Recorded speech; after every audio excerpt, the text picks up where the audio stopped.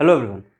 আজি এই ভিডিঅ'টোত মই কেইটামান কুৱেশ্যন ডিছকাছ কৰিম লাষ্ট কেমিকেল অপাৰেটৰৰ যিটো কুৱেশ্যন আহিছিল লাষ্ট আমাৰ ডিচেম্বৰ ৰিচেণ্টলি কেমিকেল অপাৰেটৰৰ অইলৰ কেমিকেল অপাৰেটৰ ছেকশ্যনৰ এটা এক্সাম অলৰেডি হৈ গৈছে তাতে আমাৰ দুটা বেলেগ বেলেগ কেটেগৰীতে এক্সাম হৈছিল যেনে এটা ডিগ্ৰী আছিল ছেকেণ্ডটো ক্লাছ 12 পাছ বুলি আছিল ক্লাছ 12 ছায়েন্স পাছ বুলি আছিল চ' ছেম এক্সাম আকৌ ৰিপিট হ'বলৈ গৈ আছে যিটো চ' কেনেকুৱা টাইপৰ কুৱেশ্যন আহিব সেইটোত আমি এক্সেক্টলি ক'ব নোৱাৰোঁ তথাপি প্ৰিভিয়াছ এক্সামৰ কেইটামান কুৱেশ্যন আজি আমি এই ভিডিঅ'টোত এক্সেক্টলি ডিছকাছ কৰিবলৈ যাওঁ কাৰণ যিটো প্ৰিভিয়াছ এক্সামত আহিছিল বা যেনেকুৱা টাইপৰ কুৱেশ্যন আগৰ এক্সামত আহিছিল সেই ছেম টাইপৰ কুৱেশ্যন আকৌ নেক্সট এক্সামতো আহিব বুলি আশা কৰিছোঁ চ' গোটেইখিনি কুৱেশ্যনটো এক্সেক্টলি মই ইয়াতে প্ৰেজেণ্ট কৰিব নোৱাৰিম যিহেতু তথাপিও কেইটামান কুৱেশ্যনছ ডেফিনেটলি মই ইয়াতে শ্ব' কৰিবলৈ চেষ্টা কৰিম মোৰ ওচৰত মই কেইটামান কুৱেশ্যন লিষ্ট আউট কৰি থৈছোঁ কপিত চ' সেইখিনিৰ ভিতৰত আমাৰ ফাৰ্ষ্ট এটা পাৰ্ট আহিব জেনেৰেল এৱেৰনেছ নেক্সট জাষ্ট দুটা কুৱেশ্যন ফ্ৰম ইংলিছ মোৰ ওচৰত বহুত বেছি কালেকশ্যন এট প্ৰেজেণ্ট নাছিল তথাপি মই কেইটামান কুৱেশ্যন দেখাবলৈ চেষ্টা কৰি আছোঁ general awareness then English next comes physics and then chemistry physics আৰু কেমিষ্ট্ৰি কেইটামান টপিক মানে ফিজিক্সত যেনে কোনকেইটা টপিক আহিছিল সেইটো কথা কৈ দিম তাৰপিছত দুটা টপিক তাৰ মাজতে ডিছকাছো কৰিম যেনে ডপলাৰ এফেক্ট ঠিক তেনেকৈ কেমিষ্ট্ৰিত কেইটামান কুৱেশ্যন মই দেখাম তাৰপিছত যদি আপুনি অলৰেডি কেমিষ্ট্ৰি ছেকশ্যনত বা এইটো এক্সামৰ কাৰণে প্ৰিপেয়াৰ কৰি আছে তেতিয়াহ'লে ডেফিনেটলি গম পাব কি ধৰণৰ কুৱেশ্যন টাচ কৰিব লাগিব চ' কেইটামান চেম্পল কুৱেশ্যনছ মই দেখাই দিম তো ষ্টাৰ্টিঙতে আমি জেনেৰেল এৱেৰনেছটো ধৰোঁ বেছি ভাল হ'ব ছাবজেক্ট মেটাৰত এতিয়ালৈকে সোমোৱা নাই কাৰণ আমাৰ জানো আমি ৰিলেভেণ্ট ছেকশ্যনত আমাৰ কিমান মাৰ্কছ আহিব 60% আহিব নহয় জানো চ' 60% বাদ দি 60% বাহিৰে মানে কেইটামান পৰ্চেণ্ট থাকিব সেইকেইটা হ'ল general awareness and then English or the remaining portions okay general এৱেৰনেছৰ ফাৰ্ষ্ট কুৱেশ্যন মই যিটো দেখাবলৈ চেষ্টা কৰি আছোঁ সেইটো হ'ল ফাৰ্ষ্ট কুৱেশ্যন যিটো আমাৰ ইয়াতে মই লিষ্ট কৰিছোঁ সেইটো হ'ল আৰ্থ ডে মই আশা কৰিছোঁ যে বৰ্ডত মই যিটো লিখিছোঁ সেইটো প্ৰপাৰলি আহিছে বুলি আৰ্থ ডে কেতিয়া চেলিব্ৰেট কৰা হয় সেইটো ষ্টেটিক কুৱেশ্যন হৈ গ'ল ষ্টেটিক জি কে পৰ্চন কাৰণ এনেকুৱা টাইপৰ কুৱেশ্যন আহিব আৰ্থ ডে ৱাটাৰ ডে তাৰপিছত AIDS day world international day তাৰপিছত তোমাৰ ক্ৰিকেট ডে ফুটবল ডে তাৰপিছত আৰু ধেৰ এনেকুৱা টাইপৰ থাকে ন তো সেইবোৰ কুৱেশ্যন আহিব চ' আৰ্থ ডে কেতিয়া চেলিব্ৰেট কৰা হয় 22 এপ্ৰিল অফ এভৰি ইয়েৰ মানে 22 তাৰিখে এপ্ৰিলৰ 22 তাৰিখে চেলিব্ৰেট কৰা হয় বা আৰ্থ ডে বুলি কোৱা হয় নেক্সট কুৱেশ্যন যিটো লিখা হৈছে ইয়াতে মই লিখি থৈছোঁ সেইটো হ'ল biggest oil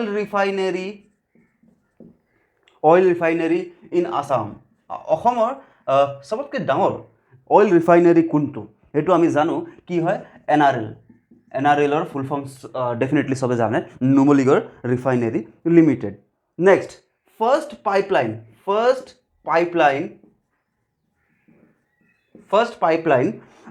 pipeline by Oil India Limited সেইটো হ'ল ফ্ৰম নাহৰকটীয়া টু বৰৌনি মনত থ'ব এইবোৰ কথা কেইটামান মনত থ'ব নেক্সট আহি গ'ল আৰ্টিকল 370 যিটো বহুতে বেছি ট্ৰেণ্ডত আছিল সেই আৰ্টিকল 370টো কোনটো ষ্টেটৰ ইণ্ডিয়াৰ কোনটো ষ্টেটৰ লগত কানেক্টেড সেইটো জানিব লাগে সেইটো হ'ল Jammu and Kashmir next question সোধা হৈছিল normal body temperature of human body কিমান normal body temperature of human body is nearly 37 degree Celsius মনত থ'ব এটা কুৱেশ্যন যে কথা এটা মনত থ'ব যে 37 ডিগ্ৰী চেলচিয়াছ কিন্তু অপশ্যনছ কেইটাত দিয়া নাছিল যিহেতু আমি কিতাপত পঢ়ি থাকোঁ যে average body temperature of human body is 37 degree Celsius but সেইকেইটা অপশ্যনত চাৰিটা অপশ্যন যিটো দিয়া হৈছিল সেইকেইটাত 37 ডিগ্ৰী দিয়া নাছিল 37 ডিগ্ৰী চেলচিয়াছ দিয়া নাছিল তেনেকুৱা কেছত এক্সেক্টলি কি কৰিব সেইটো ইয়াতে মই কৈ দিওঁ চ' আমাৰ তাতে যিটো অপশ্যন দিয়া হৈছিল it was like 36.8 degree or 9 degree Celsius only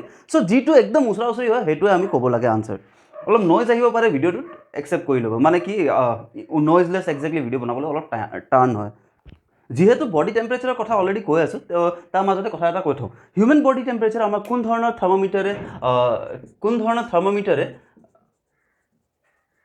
measure কৰা হয় সেইটো হ'ল ক্লিনিকেল থাৰ্মোমিটাৰ মনত থ'ব ক্লিনিকেল থাৰ্মোমিটাৰ আৰু তাৰ লগতে আৰু এটা থাৰ্মোমিটাৰ যিটো আমি ৰেগুলাৰ ডেত আমি ইউজ কৰোঁ সেইটো হ'ল laboratory thermometer there are two types of thermometer clinical thermometer আৰু লেবৰেটৰী থাৰ্মোমিটাৰ সেইটো মনত থ'ব লাগে এনেকুৱা নহয় যে এক্সেক্টলি অকল দুটাই আছে তাৰপিছত আৰু আছে বহুতে ক'ব পাৰে যে ডিজিটেল থাৰ্মোমিটাৰৰ কথা কেলৈ নক'লে বুলি চ' মই এইটো নকওঁ যে এক্সেক্টলি অকল দুটাই আছে কিন্তু ব্ৰডাৰ চেন্সত আমি যদি চাব যাওঁ অকল দুটা টাইপৰে থাৰ্মোমিটাৰ আছে সেইটো হ'ল laboratory thermometer and clinical thermometer এতিয়া কথাটো হ'ল যে লেবৰেটৰী থাৰ্মোমিটাৰৰ টেম্পাৰেচাৰ ৰেঞ্জ কি হয় স্কেলৰ ৰিডিং কোনটো টেম্পাৰেচাৰ বা কোনটো টেম্পাৰেচাৰলৈকে মেজাৰ কৰে সেইটো হ'ল -10 degree Celsius two 110 degree Celsius আৰু হিউমেন বডিৰ এভাৰেজ টেম্পাৰেচাৰ হ'ল 37 ডিগ্ৰী চেলচিয়াছ তো এতিয়া এনেকুৱা কি হ'ল যে আমি লেবৰেটৰী থাৰ্মোমিটাৰ ইউজ নকৰাকৈ আমি ক্লিনিকেল থাৰ্মোমিটাৰ ইউজ কৰোঁ। কুৱেশ্যনটো ভালকৈ বুজক কি লেবৰেটৰী থাৰ্মোমিটাৰৰ টেম্পাৰেচাৰ ৰেঞ্জ হ'ল -10°C to 110°C, but in case of clinical thermometer it is around 35°C to 42°C। Temperature range of clinical thermometer is 35°C to 42°C, আৰু যাৰ মাজত আমাৰ হিউমেন বডি টেম্পাৰেচাৰ আহি যায় 37°C। In case of laboratory thermometer it is -10°C to 110°C।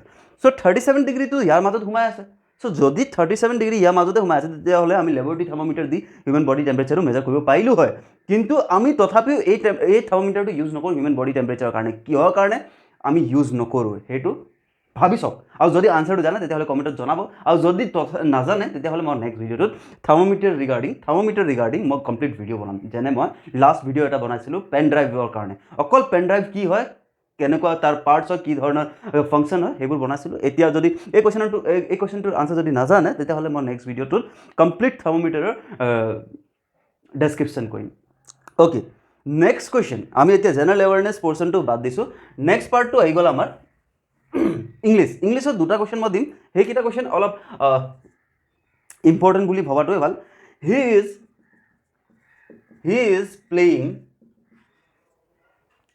playing in the room. He is playing in the room. Year voice change কৰিব নোৱাৰি বুলি কৈছে। ইয়াৰ ভইচ চেঞ্জ কৰিব নোৱাৰি কিহৰ কাৰণে? ৰিজনটো সোধা হৈছে যে ভইচ চেঞ্জ এইটো ষ্টেটমেণ্টৰ কৰিব নোৱাৰি। হোৱাই? তো answer is object is Mising in this statement. Object ইয়াতে দিয়া নাই, ছাবজেক্ট অলৰেডি আছে, অবজেক্ট এইটো চাইডে নাই, চ' সেইকাৰণে ইয়াৰ ভইচ চেঞ্জ কৰিব নোৱাৰি বুলি কোৱা হৈছে। চ' ছেকেণ্ড কুৱেশ্যন হ'ল synonym of simulation. What is it? Simulation. Synonym of simulation is imitated. আমি সবে জানো যে চিননিম আহিবই এক্সামত, চিননিম আৰু লগতে এণ্টনিম।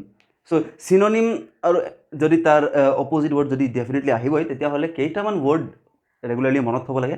আৰু জেনেৰেল এৱাৰনেছ আৰু জি কেৰ কাৰণে মই এইটো ছাজেশ্যন দিম যে ৰিচেণ্টলি আমাৰ APSC এক্সাম হৈ গৈছে, তো তাতে অহা যিমানখিনি জেনেৰেল এৱাৰনেছৰ কুৱেশ্যন আছিল বা জি কে ৰিগাৰ্ডিং যিমান কুৱেশ্যন আছিল গোটেইখিনি প্ৰেক্টিছ কৰে যাতে। Okay, let us go for the next section of the question paper. What is it? It is chemistry. So the first question in chemistry is mostly available gas in atmosphere is. So atmosphere আমাৰ বহুত ধৰণৰ বেলেগ gas আছে।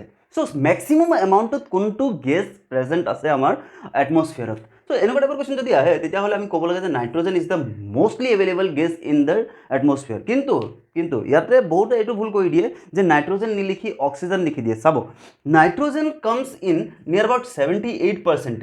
78% মান nitrogen থাকে আৰু oxygen থাকে কিমান? এপ্ৰক্সিমেটলি 21%। এইটো আমাৰ 20.98 or 97 আছিল। চ' যি কি নহওক 20.9 মান আছিল, কিন্তু অক্সিজেন এপ্ৰক্সিমেট কৰি দিলে মানে এভাৰেজ অন এন এভাৰেজ এটা ৰাউণ্ড অফ যদি ৰখা হয় তেতিয়াহ'লে আমি 21% পাওঁ। অ'কে, যি কি নহওক, next question comes gas used to extinguish fire. জুই নুমাবলৈ কোনটো গেছ ইউজ কৰা হয়? So' the answer is carbon dioxide. So' দেখিছেনে যিকেইজনে কেমিকেল অপাৰেটৰৰ কাৰণে প্ৰিপেয়াৰ কৰি আছে সেইকেইজনে বহুত ভাল পাব এইকেইটা কুৱেশ্যন চাই বুলি। কিয়? কুৱেশ্যন বহুত ইজি আহে, অকল প্ৰিপেৰেশ্যন অকল প্ৰপাৰ আৰু ৰেগুলাৰ হ'ব লাগে। জুই নুমাবলৈ কোনটো গেছ ইউজ কৰিব লাগে সেইটো বাৰু অইলৰ এক্সামত সুধিছে, তো এইটো আমাৰ কাৰণে ভালেই কথা। Next question is electron affinity increases or decreases from left to right in periodic table. So' এতিয়া পিৰিয়ডিক টেবলো সুধিছে, ইলেক্ট্ৰন এফিনিটিও সুধিছে। চ' ইয়াতে আমি কেইটামান কথা আৰু ভালকৈ জানিব লাগে। ইলেক্ট্ৰন এফিনিটি, আয়নাইজেশ্যন এনাৰ্জি, তাৰপিছত ভেলেঞ্চি, আয়নছ, চাৰ্জ, তাৰপিছত ইনাৰ্ট গেছ, তাৰপিছত আৰু কি হেল'জেন, গোটেইখিনি আমি জানিব লাগে।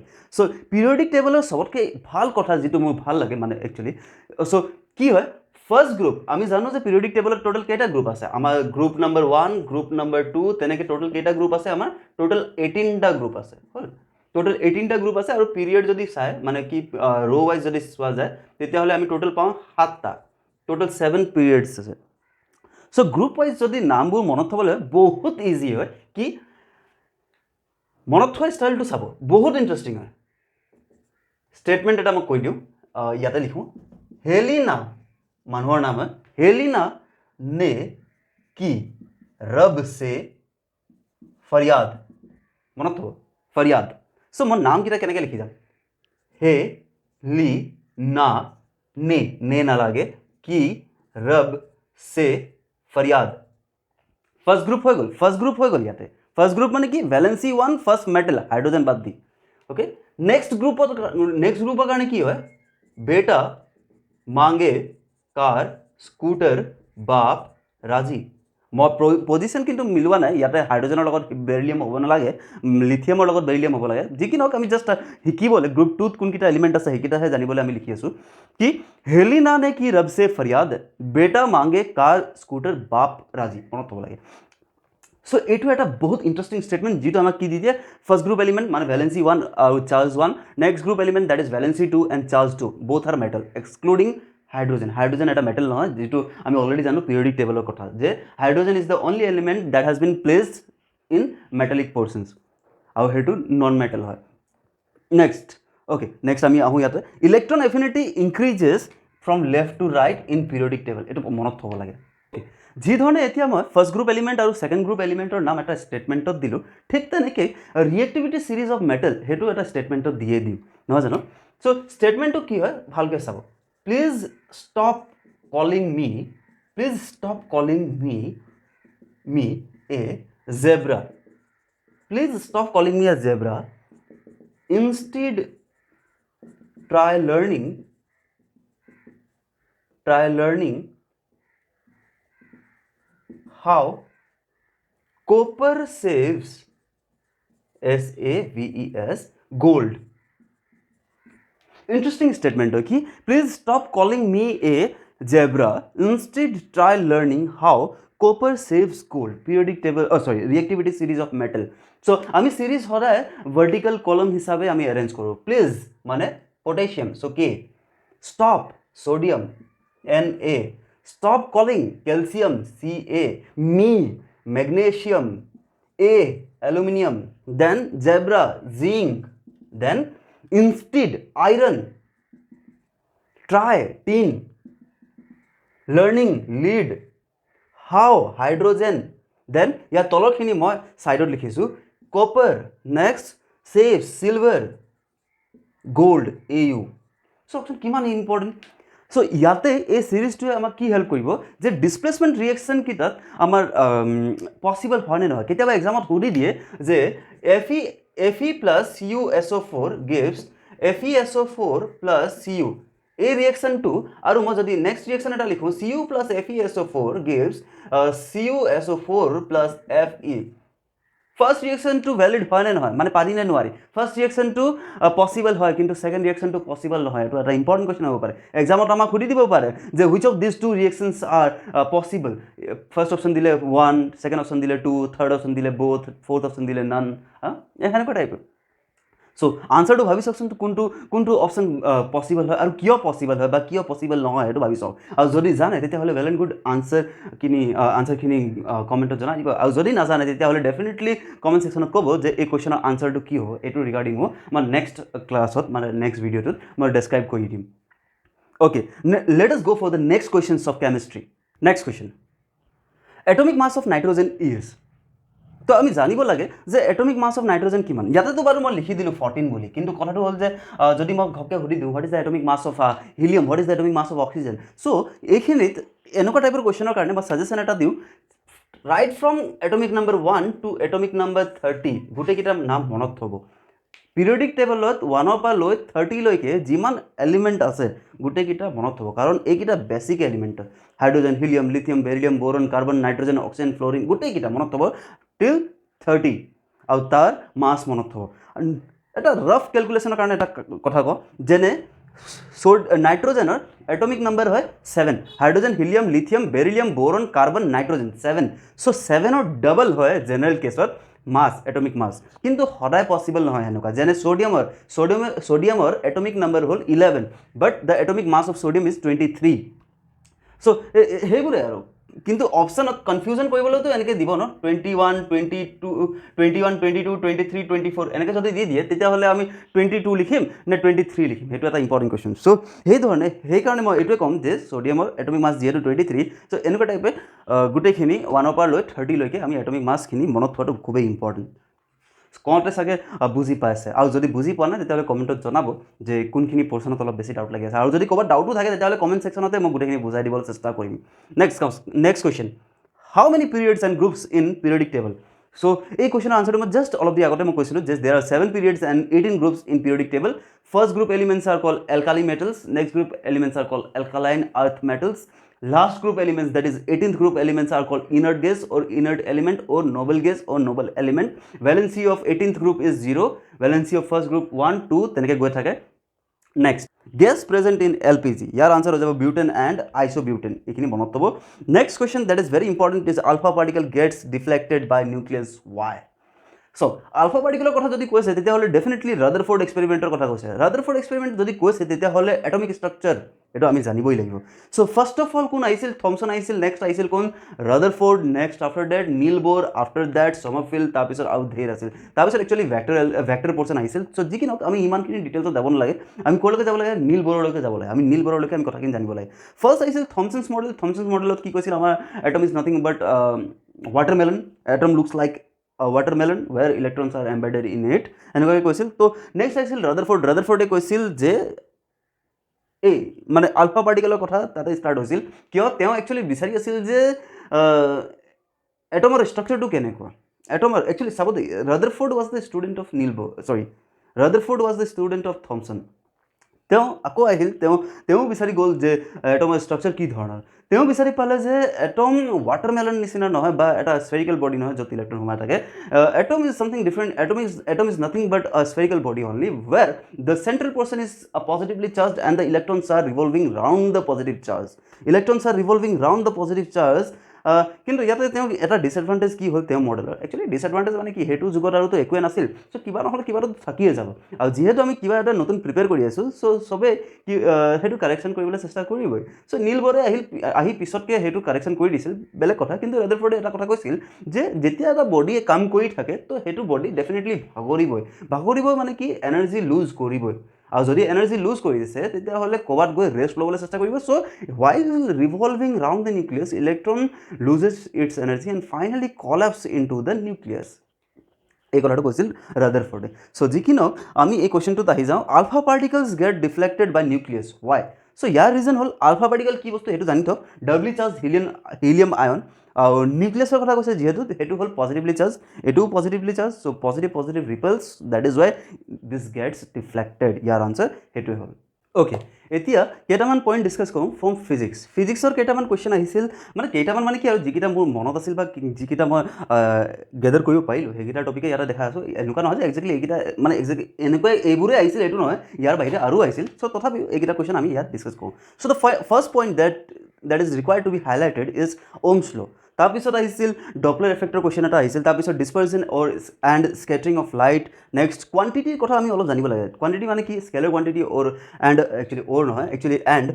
Scalar quantity and vector quantity. বহুতে ক'ব যে ইয়াতে স্কেলাৰ কোৱান্টিটি আৰু ভেক্টৰ কোৱান্টিটিৰ লগত আৰু এটা আহিব লাগিছিল ডিৰাইভ কোৱান্টিটি বুলি বা ফাণ্ডামেণ্টেল কোৱান্টিটি বুলি. মই সেইটো কোৱা নাই. মই অকল based on the direction the direction is given or it is not given সেনেকুৱাকৈ আমি কোৱান্টিটি ক্লাছিফাই কৰিব পাৰোঁ. সেইকেইটা হ'ল scalar quantity and vector quantity. Next comes মমেণ্টামৰ কুৱেশ্যন আহিছিল. তাতে সোধা হৈছিল momentum or SI unit. Yes. Next question is the relation between Newton and Dyne. So Newton আৰু ডাইন কি বস্তু সেইটো জানি থোৱাটো ইম্পৰ্টেণ্ট. নিউটন একচুৱেলি এজন মানুহৰ নাম আছিল, ছাৰ আইজেক নিউটন. সেইটো আমি ডেফিনেটলি জানোৱেই. চ' নিউটন আৰু ডাইনৰ ৰিলেশ্যন কি? 1 Newton is equal to 10⁵ dyne. So' newton is the SI unit of force and Dyne is the CGS unit of force. So the relation between Newton and Dyne is 1 Newton equal to 10⁵ Dyne. এইটো মনত থ'ব. এইটো memory based question হয়. Actually logic based question কি হ'ব পাৰে ইয়াত, সেইটো হ'ল ফ'ৰ্চ কি? ফ'ৰ্চ একচুৱেলি কি হয়? বহুত ধৰণে ডিফাইন কৰে, কিন্তু এটা চিম্পল ডেফিনেশ্যন কোৱা যায় যে push or pull is called a force. Actually মই ভাবোঁ একচুৱেলি যে it is actually the external agent that is working on an object to change the direction or the shape size, সেইবোৰে force হ'ব লাগে. এইবোৰ আনচাৰ বহুত কম জেগাতে বহুত বেলেগ ধৰণে দিয়া হয় কিতাপত, কিন্তু বহুত কম জেগাতে আমি সেই ধৰণে আনচাৰবোৰ পাওঁ. যি কি নহওক আমিতো সেইটো টপিকত নাযাওঁ. নেক্সট কথা হ'ল মমেণ্টাম কি বস্তু? মমেণ্টামৰ ডেফিনেশ্যন সদায় ফৰ্মুলা বেছডে কয়. ফৰ্মুলা বেছড মানে কি? মমেণ্টামৰ ফৰ্মুলা হ'ল মমেণ্টাম একচুৱেলি কোনটো লেটাৰে ৰিপ্ৰেজেণ্ট কৰে? P. Momentum is represented by P and it is written as m/v, মানে product of mass and velocity. কিন্তু মমেণ্টাম যদি আমি ডিফাইন কৰিবলৈ যাওঁ সেইটো ডেফিনেশ্যন এই ধৰণে হ'ব, the measure of the movement of an object. হ'ল সেইটো হ'ব লাগে, কিন্তু যি কি নহওক আমি যিটো ডেফিনেশ্যন যি ধৰণে কিতাপত কয় সেইটোৱে চাই লওঁ. The product of mass and velocity is called momentum. So' চাওঁচোন মাছৰ ইউনিট কি হয়? কেজি. ভেল'চিটি ইউনিট কি হয়? Metre per second. চ' মমেণ্টামৰ ইউনিট কি হ'ব? KG metre per second. This is the SI unit of momentum. আমি যদি CGS ইউনিট বিচাৰোঁ তেতিয়াহ'লে কি পাম? Gram centimetre per second. So' this is the CGS unit of momentum. Next আহি গ'ল quantity. So quantity মানে কি, স্কেলাৰ কোৱান্টিটি মানে কি, ভেক্টৰ কোৱান্টিটি মানে কি? মই থুলমূলকৈ কৈ দিম স্কেলাৰ কোৱান্টিটি আৰু ভেক্টৰ কোৱান্টিটি কি হয়। আৰু যদি ডিটেইলছত লাগে তেতিয়াহ'লে কমেণ্টত জনাব, মই ডেফিনেটলি বনাম এনেকুৱা টাইপৰ ভিডিঅ'। আৰু মোৰ যিকেইটা প্ৰিমিয়াম কৰ্চেছ আছে সেইকেইটাতো চাব পাৰে। মই তাতে প্ৰি ৰেকৰ্ডেড ভিডিঅ' কেইটামান ইনক্লুড কৰিম বা প্লেনিং কৰি আছোঁ অলৰেডি। চ' চাব পাৰে সেইকেইটা ভিডিঅ' ন' ডাউট ইউটিউবতে থাকিব, কিন্তু চাব মানে ইউটিউবৰ পৰা বিচাৰি চাব নোৱাৰে, সেইটো আনলিষ্টেড হৈ আছে। So' okay, so' what is scalar and what is vector quantity? Quantity এটাক যদি আমি ডাইৰেকশ্যন দি দিওঁ ন, সেইটো হৈ যায় ভেক্টৰ। আৰু যদি আমি ডাইৰেকশ্যন লেছ কৰি থওঁ, ডাইৰেকশ্যন নিদিয়াকৈ যদি আমি কথা পাতোঁ, তেতিয়াহ'লে সেইটো হৈ যায় স্কেলাৰ কোৱান্টিটি। ছাপ'জ মোক কোৱা হ'ল ৰান কি 5 কিলোমিটাৰ, এইটো মোৰ কি হয়? Scalar quantity. মনত থ'ব, ৰান 5 কিলোমিটাৰ সেইটো মোৰ কি হয়? Scalar quantity. যদি মোক কৈ দিয়ে ৰান 5 কিলোমিটাৰ টুৱাৰ্ডছ নৰ্থ, তেতিয়া কিন্তু মোৰ ভেক্টৰ কোৱান্টিটি আহি যাব, কাৰণ মোক কৈ দিয়া হ'ল ন টুৱাৰ্ডছ নৰ্থ বুলি। So' this is a vector quantity. Next আহি গ'ল dispersion and scattering of light. লাইটৰ কুৱেশ্যন এটা আহিবই, ডেফিনেটলি আহিব। চ' ডিছপাৰজনৰ কুৱেশ্যন কি আহিছিল? ৰেইনব' কুৱেশ্যন আহিছিল, ৰেইনব' ৰিগাৰ্ডিং এটা কুৱেশ্যন আহিছিল। চ' ৰেইনব'ৰ এটা আৰু এটা ইম্পৰ্টেণ্ট কুৱেশ্যন কি, ৰেইনব' আমি কোনটো ডাইৰেকশ্যনত দেখোঁ, এটা ইম্পৰ্টেণ্ট কুৱেশ্যন হ'ব পাৰে। সেইটো মই এতিয়া কভাৰ কৰিবলৈ চেষ্টা নকৰোঁ, মই যিহেতু এতিয়া ডপলাৰ ইফেক্ট আৰু ওমছ ল' কথা অলপ ডিটেইলছত যাবলৈ চেষ্টা কৰিম। চ' যদি দৰকাৰ হয় তেতিয়াহ'লে কমেণ্টত জনাব, মই নেক্সট ভিডিঅ'টোত বনাই দিম।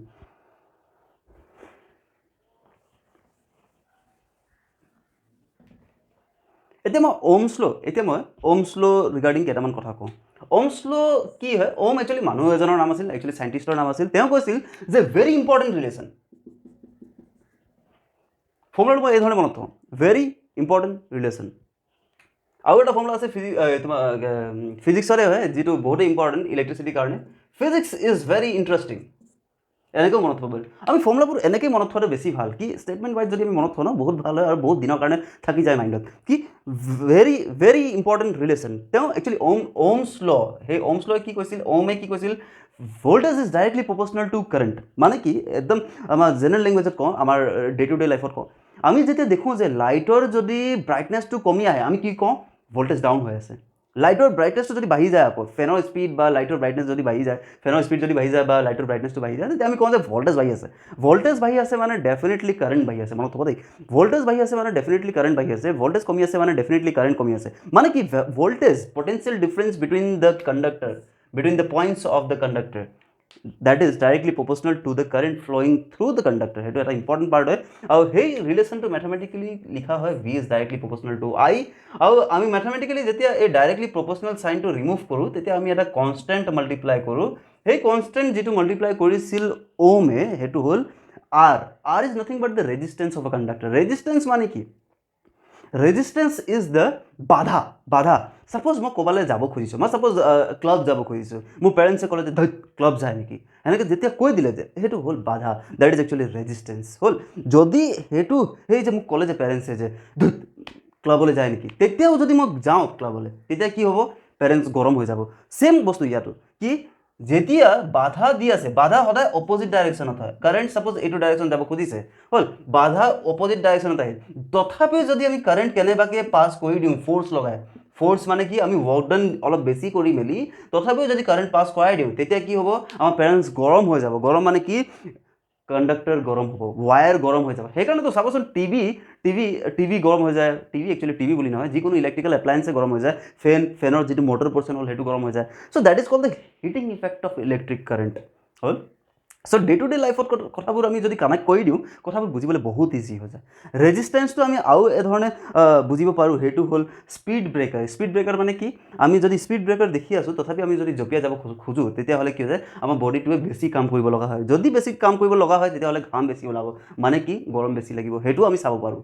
Okay, next question comes Doppler effect. Doppler effect এটা এনেকুৱা পৰ্চন হয় যিটো আমি 11-12ত পঢ়োঁ। ত' সেইকাৰণে মই আগৰ ভিডিঅ' কেইটাতো কৈ আছিলোঁ যে ক্লাছ 11-12ৰ কুৱেশ্যন ইমানকৈ নাহে যিমানে আমি ভাবি আছোঁ। তথাপিও মই ডপলাৰ ইফেক্ট এটা কুৱেশ্যন আহিছিল লাষ্ট কেমিকেল অপাৰেটৰ এক্সামত। চ' ত'ত মই গোটেইখিনি এক্সপ্লেইন কৰি দিওঁ আৰু উইথ 2 নিউমেৰিকেল কুৱেশ্যনছ, 2টা নিউমেৰিকেল কুৱেশ্যন ছল্ভ কৰোঁ।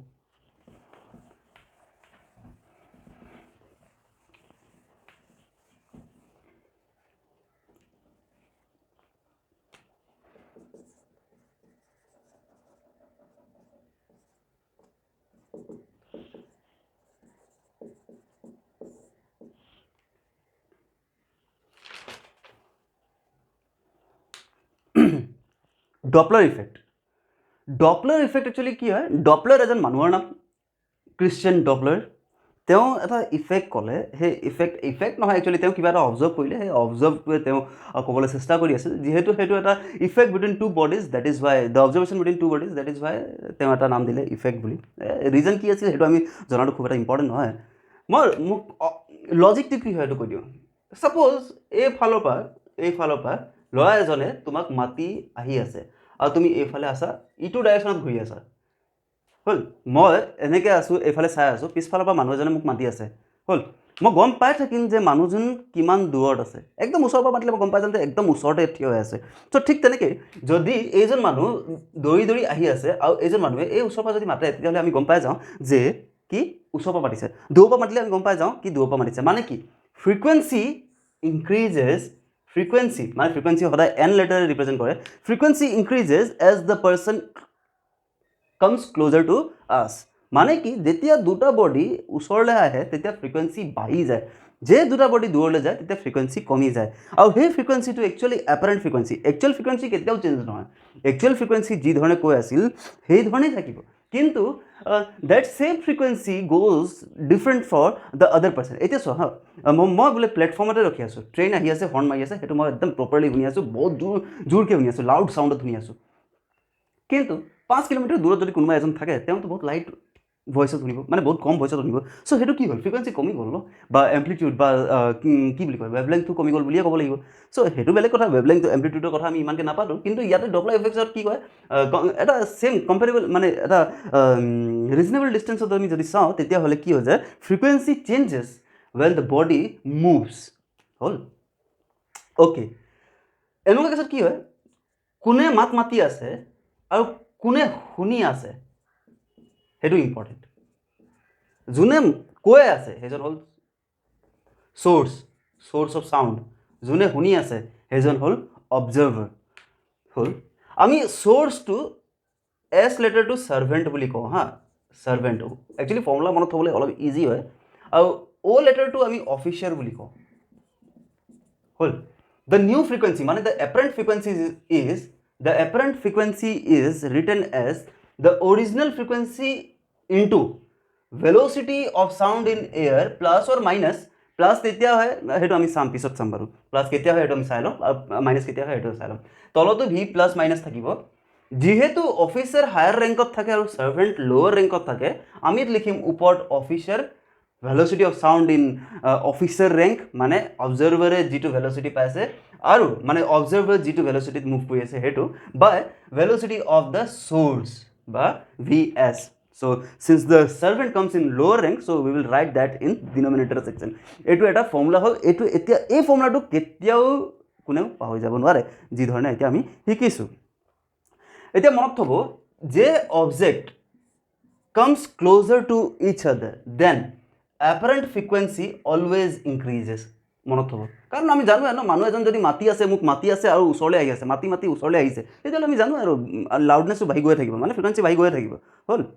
যে দূৰলৈ গৈ থাকে তেতিয়া কি হ'ব, the apparent frequency goes down, মানে কমি আহিব। আৰু যদি বাঢ়ি যায় তেতিয়া ওপৰত প্লাছ থাকিব, তলত মাইনাছ থাকিব, হ'ল। ওপৰত প্লাছ থাকিব, তলত মাইনাছ থাকিব যদি বাঢ়ি যায়। আৰু যদি কমি যায় তেতিয়া কি হ'ব, ওপৰত মাইনাছ থাকিব, তলত প্লাছ থাকিব, হ'ল। দুটা কুৱেশ্যন সলভ কৰোঁ এইটো টপিকৰ।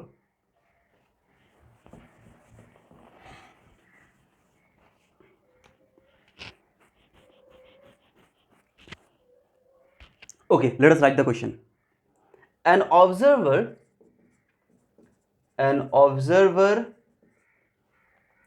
is coming towards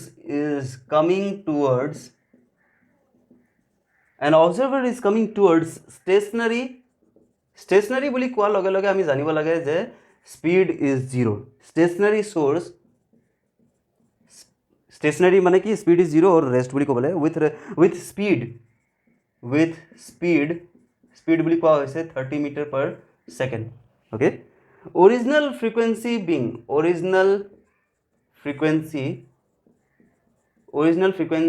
ইজ বা বিং কি 600 Hz. Okay, find the apparent frequency. চাব দেই ইয়াতে এটা কথা জানি থ'ব যে স্পীড কি হয়, ভেল'চিটি কি হয়, ফ্ৰিকুৱেঞ্চি কি হয়, ৱেভলেংথ কি হয়, এইবোৰ একদম ভালকৈ পঢ়িব, এইবোৰ বহুত ইম্পৰ্টেণ্ট। কাৰণ যিহেতু কুৱেশ্যনটো কানেক্ট কৰিছে, চ' এটা টাৰ্ম আমি জানি থোৱাটো বহুত ভাল। কাৰণ কোনটো ছেকশ্যনৰ পৰা কেনেকৈ কি সুধি দিব কোনেও আমি নাজানো। এতিয়া বহুতে এই কুৱেশ্যনটো সুধি আছিল যে অকল ক্লাছ 10 পঢ়িম নে 9 পঢ়িম নে 8 পঢ়িম নে 8, 9, 10 গোটেইকেইটা পঢ়িম নে 6, 7, 8, 9, 10 গোটেইকেইটা পঢ়িম। মই ক'ম যে গোটেইকেইটা পঢ়িলে একো বেয়া নহয় হ'ল। আৰু যদি পঢ়িবলৈ আছে তেতিয়াহ'লে PDF খিনি অলৰেডি এভেইলেবল গুগলত, চ' সেইখিনি চাৰ্চ কৰি মেলি কিতাপখিনি ডাউনলোড কৰিলেই হ'লচোন। নতুনকৈ কিতাপ কিনিব কি দৰকাৰ, ইমান খৰচ কৰাৰ কোনো দৰকাৰ নাই। আৰু যদি তথাপিও আৰু ডিটেইলছত যদি পঢ়িব খোজে, কিতাপ পঢ়িবলৈ ইমান টাইম যদি নাই, তেতিয়াহ'লে ছাপ'জ মই ক্লাছ 10ৰ চেপ্টাৰ নম্বৰ 1ৰ নোটছ পঢ়িব খুজিছোঁ, কি পইণ্টকেইটা আহি যায়, সেইকাৰণে মই কওঁ যে গুগলত গৈ এনেকৈ চাৰ্চ কৰিলে হ'ল, class 10 chapter number 1 science notes বুলি লিখিব, NOTES নোটছ বুলি লিখিব। তো তেতিয়া যিখিনি পইণ্ট আহিব সেইখিনি চাই ল'ব। Byju's is very good for this. বাইজুছে বহুত বেটাৰ ষ্টাইলত দিয়ে। লগতে লাৰ্ণ CBSE বুলি যিটো ছাইট আছে সেইটোৱে এটা ডিটেইলছত ইনফৰ্মেশ্যন দিয়ে। লাৰ্ণ CBSE কেতিয়াবা অলপ ভুল দি দিয়ে, কিন্তু বাইজুছে কেতিয়াও ভুল নিদিয়ে, সেইটো এটা ভাল কথা। আৰু যদি দিছেও মই নাজানো, কাৰণ মই দেখা নাই। অ'কে, কুৱেশ্যনখিনি ছল্ভ কৰি যাওঁ। N observer is coming towards the stationery source, okay, ৰখি আছে, এইটো ই গৈ আছে, কিমান স্পীডত গৈ আছে, 30 মিটাৰ পাৰ ছেকেণ্ড স্পীডত গৈ আছে, okay. Original frequency is n is equal to 600, find n ডেছ বুলি কোৱা হৈছে।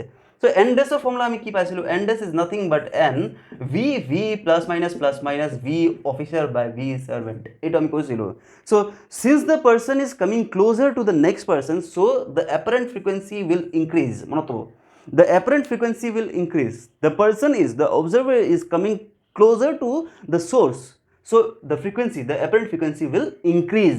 Increase hole ki hoy, upor plus tolot minus, to upor plus tolot minus hol, etia value kita bahai dile hol 600 into, so velocity of sound in air, etu monot thobo, karon eta question hudisil last chemical operator question ot, velocity of sound is maximum in which of these? To tar majote option asil glass, air, তাৰপিছত আৰু কিবা কি আছিল, লগতে ষ্টিলো আছিল। So' steel is the correct answer, কাৰণ তাতে ছলিড অকল এটাই দিয়া আছিল। So' velocity of sound is maximum in case of solid, এইটো মনত থ'ব। Plus velocity of sound, velocity in, yes, velocity of sound in, এতিয়া VO লিখিব লাগে। VO is nothing but 30 by V means 330 minus stationary source, so' it is 0। এতিয়া আমি যিখিনি calculation কৰিব জানো, আমি সেইধৰণে ছল্ভ কৰি দিম বাই 330। বাকীখিনি ছল্ভ কৰি ল'ব, কেনেকৈ কি কৰিব লাগে, কেঞ্চেল কৰি মেলি উলিয়াবহে লাগে। So' this is the first question and let is go' for the next question. Let me try for the next question. এতিয়া মই নেক্সট কুৱেশ্যন লিখি দিওঁ। A source having a speed 30 meter per second is coming, 30 meter per second is coming towards stationary object,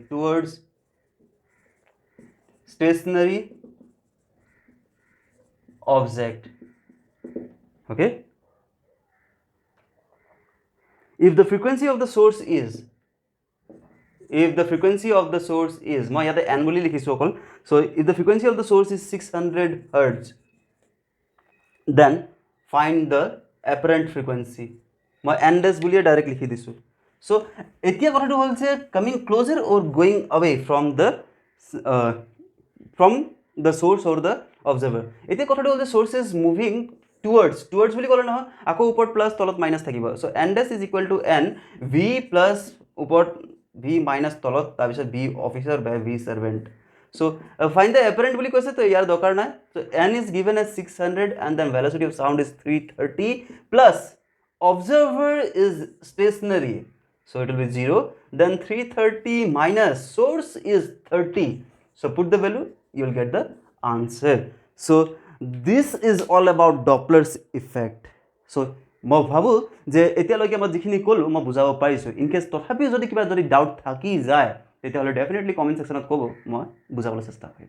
hope guys কিবা এটা শিকিলে এই ভিডিঅ'টোত। আৰু যদি কিবা পাৰ্চনেলি কণ্টেক্ট কৰিবলৈ হয়, তেতিয়াহ'লে মোৰ নম্বৰটোত ফোন কৰিব, কমেণ্ট কৰিব। মই একচুৱেলি হোৱাটছএপত ইমান এভেইলেবল নাথাকোঁ, তথাপিও যিমানখিনি পাৰিম চেষ্টা কৰিম। স্ক্ৰীণত মোৰ মোবাইল নম্বৰটো আহি আছে। চ' ইয়াতে মই শেষ কৰোঁ। লাষ্ট ৰিকুৱেষ্ট এটা কৰিম যে চেনেলটো ছাবস্ক্ৰাইব কৰিব, আৰু চেনেলটো ছাবস্ক্ৰাইব কৰিলে একচুৱেলি মোৰ মটিভেশ্যন লেভেলটো বাঢ়ি যায়। বহুত বহুত ধন্যবাদ। নেক্সট ভিডিঅ'ত আকৌ লগ পাম।